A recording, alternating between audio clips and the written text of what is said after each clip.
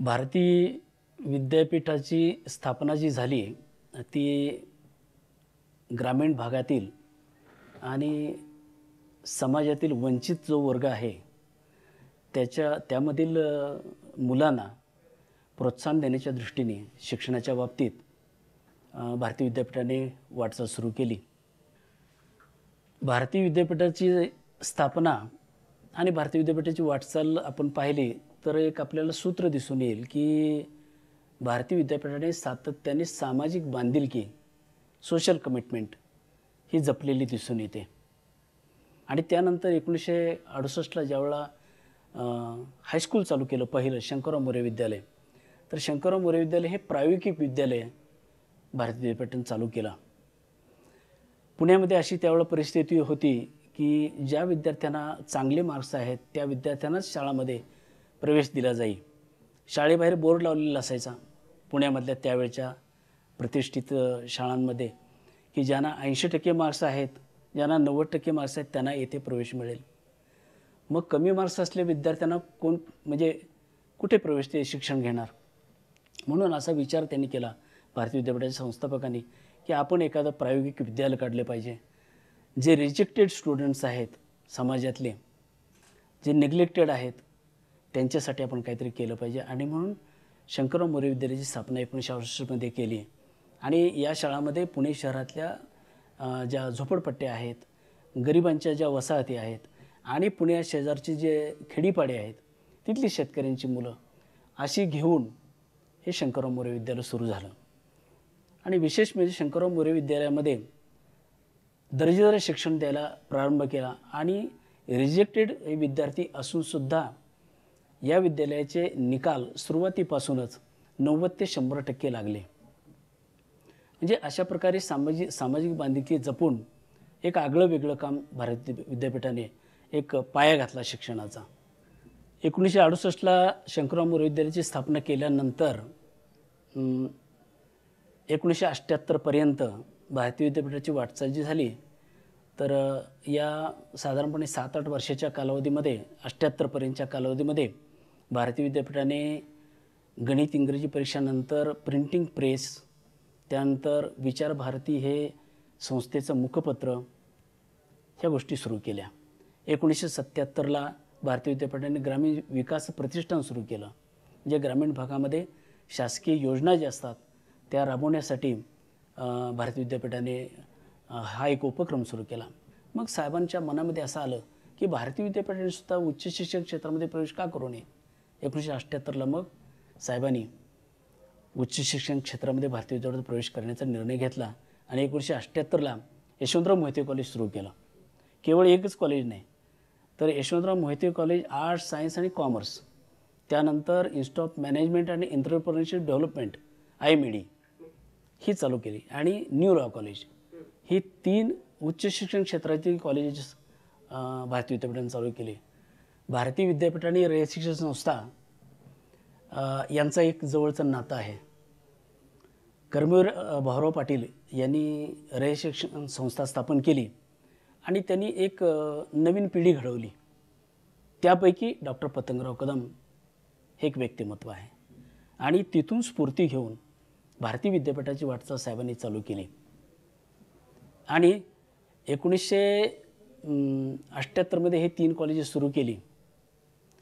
आणि ती केल्यानंतर 1979 साली एक घटना घडली ती अशी की गुळआळीमध्ये इथे भवानी पेठेमध्ये एक फार्मसी कॉलेज सुरू होतं। डिप्लोमा इन फार्मसी हा फार्मसीचा डिप्लोमा देणारं हे कॉलेज होतं। इंडियन फार्मास्युटिकल असोसिएशन IPA तर त्यांच्या पुणे ब्रांचच्या वतीने चालवलं जात होतं। पण त्याला इमारत नव्हती, त्याला जे इन्फ्रास्ट्रक्चर लागतं ते नव्हतं, लॅबोरेटरीज नव्हत्या, भाड्याच्या इमारतीमध्ये ते चालू होतं। आणि त्यामुळे फार्मसी काउन्सिल ऑफ इंडियानी त्यांना नोटीस दिल्या होत्या की ते बंद करावं लागेल म्हणून। मग ही मंडळी आली सगळी आणि त्यांनी विनंती केली साहेबांना, सर्व लायबिलिटीजसह ते कॉलेज स्वीकारलं, घेतलं, आपल्या टेकओव्हर केलं। आणि ते डिप्लोमा इन फार्मसीचं यशवंतराव मोहिते कॉलेजची बिल्डिंग त्यावेळेला तयार झालेली होती। 1979ला. आणि मग ते कॉलेज इकडे आपल्याकडे टेक ओव्हर केल्यानंतर त्याला पहिला मजला त्या कॉलेजला दिला, असं झालं. आणि त्यातूनच मग डिग्री कॉलेज नंतर सुरू केले 1982ला. भारती विद्यापीठाने प्रोफेशनल एज्युकेशनमध्ये प्रवेश करण्याचा निर्णय घेतला तो 1979लाच घेतलेला होता. परंतु कॉलेजेस, प्रोफेशनल कॉलेजेस काढण्याला त्यावेळेला महाराष्ट्र गव्हर्नमेंटची अशी परवानगी मिळत नसे. कर्नाटकमध्ये अशा प्रकारची कॉलेज सुरू होती, इंजिनिअरिंग कॉलेज, मेडिकल कॉलेजेस, आणि महाराष्ट्रातले विद्यार्थी तिथं जाऊन प्रवेश घ्यायचे. महाराष्ट्राचे मुख्यमंत्री वसंतरावदादा पाटील असताना 1983ला त्यांनी विना अनुदान तत्वावर, नो ग्रँट बेसिसवर मेडिकल कॉलेजेस असो, इंजिनिअरिंग कॉलेजेस असो, कुठली फार्मसी कॉलेजेस असो, अशी प्रोफेशनल कॉलेज काढायला परवानगी महाराष्ट्र शासनाचं धोरण त्यांनी निश्चित केलं, जाहीर केलं. आणि त्या धोरणानुसार भारती विद्यापीठाने 1983ला पुण्याला प्रथम पॉलिटेक्निक आणि college of engineering he colleges सुरू केली. म्हणजे त्याच्या अगोदरच प्रोफेशनल कॉलेजेसमध्ये ह्याच्यामध्ये भारती विद्यापीठ उतरलेलं होतं. मग त्यानंतर म्हणजे नवी मुंबईलासुद्धा भारती विद्यापीठाने इंजिनिअरिंग कॉलेज, पॉलिटेक्निक सुरू केलं. म्हणजे प्रोफेशनल ह्याच्यामध्ये एज्युकेशनमध्ये भारती विद्यापीठ ही संस्था आता खूप मोठी झालेली आहे. म्हणजे आता आदमात विद्यापीठाचा दर्जा 1996ला मिळाल्यानंतर भारती विद्यापीठाने उच्च शिक्षण क्षेत्रातली अनेक प्रकारची दालनं उघडली आहेत. जी स्टॅट्युटरी युनिव्हर्सिटीला जे करता येत नाही, जे अभ्यासक्रम अगदी जलद गतीनं चालू करता येत नाहीत, अनेक प्रकारच्या मान्यता घ्याव्या लागतात, त्यांना अडचणी येतात, त्या अडचणी आदमात विद्यापीठांना येत नाहीत.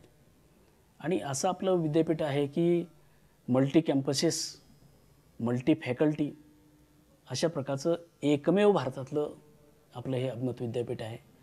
अशा विद्यापीठाला भरपूर स्कोप आहे. भारती विद्यापीठालाही, आपला जो ट्रस्ट आहे त्या भारती विद्यापीठालाही शिक्षणाच्या क्षेत्रामध्ये झेप घेण्यासाठी स्कोप आहे. नवनवीन ज्या संकल्पना येत आहेत आता शिक्षणामध्ये, त्या संकल्पना बरोबर घेऊन नवीन पिढी तयार करण्यासाठी भारती विद्यापीठ सक्षम आहे. कारण भारती विद्यापीठासारखी स्ट्रॉंग इन्फ्रास्ट्रक्चर असलेली, ग्रामीण भागामध्ये प्रसार असलेली आणि शहरी भागामध्ये तितकाच इन्फ्रास्ट्रक्चर स्ट्रॉंग असलेली अशा प्रकारची ही एकमेव संस्था आहे. नवी दिल्लीसारख्या ठिकाणी भारती विद्यापीठ, म्हणजे भारती विद्यापीठाची 8 एकर जागा, त्या ठिकाणी उच्च शिक्षण देणाऱ्या 3 संस्था, management institute, college of engineering, त्यानंतर इन्स्टिट्यूट ऑफ कॉम्प्युटर स्टडीज, ह्या ज्या अशा शाखा ज्या काढल्या आणि त्या ठिकाणी ज्या भव्य इमारती शैक्षणिक आपण उभारल्या, स्वतःची जागा मिळवली, अशा प्रकारची भारताच्या राजधानीमध्ये इतकं स्ट्रॉंग इन्फ्रास्ट्रक्चर असणारी महाराष्ट्रातली एकमेव संस्था आहे. त्यामुळे या संस्थेला अतिशय उत्तम भवितव्य आहे. आणि आत्ताचं जे युग आहे, कॉम्प्युटरचं युग आहे, इलेक्ट्रॉनिक्सचं युग आहे आणि उत्तम भरारी, उच्च भरारी भारती विद्यापीठ घेईल याच्यामध्ये कोणतीही शंका नाही.